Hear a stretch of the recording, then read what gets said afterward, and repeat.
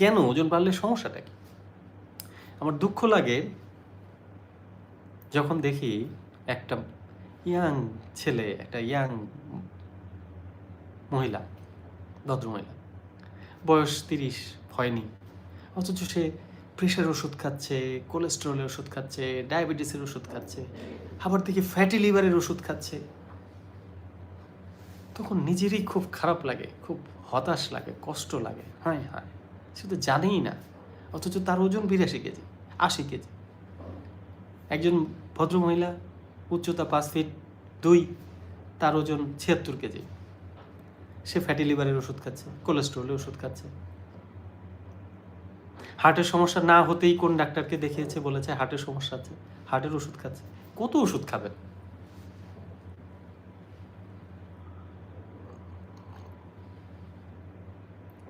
সবচেয়ে দুঃখটা লাগে